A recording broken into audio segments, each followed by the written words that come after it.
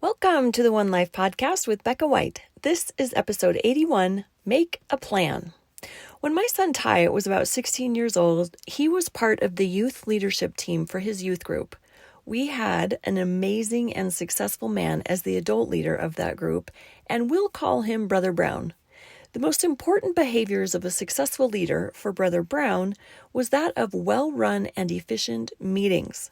Therefore, before a meeting was to take place, he would have a planning meeting with Ty and the other youth leaders. I remember one hot Sunday morning, Ty walking through our front door, all angry and hot and sweaty. When I asked him what was happening for him, he said, "We just had a planning meeting for an activity that isn't happening for another month." I laughed. I couldn't help it. At 16, my son was not a plan months ahead type of leader, more of a let's show up and see what happens type of leader. Both are good, both have their strengths.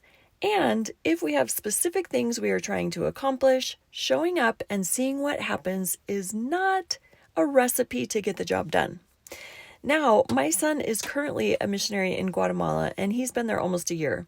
He is loving, serving people and teaching them about Jesus, and he loves the Spanish language.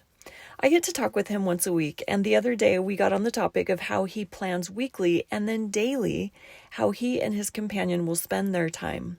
He told me about his planning meetings and how much time he invests in these. He said he plans for around an hour on Sundays and then about 45 minutes each morning. That sounds like a huge investment of time to me. He explained that if they don't have a plan, nothing gets done. How interesting.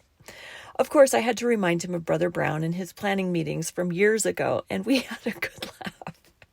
He's turned into Brother Brown. Who knew that 16-year-old Ty would grow into a successful young adult who relies on planning meetings? I love it. Today's Monday mindset is simply to make a plan. What are the 3 most important things you want to accomplish this week? No more than 3. Have you heard the old adage that if you have more than 3 priorities, you really have none?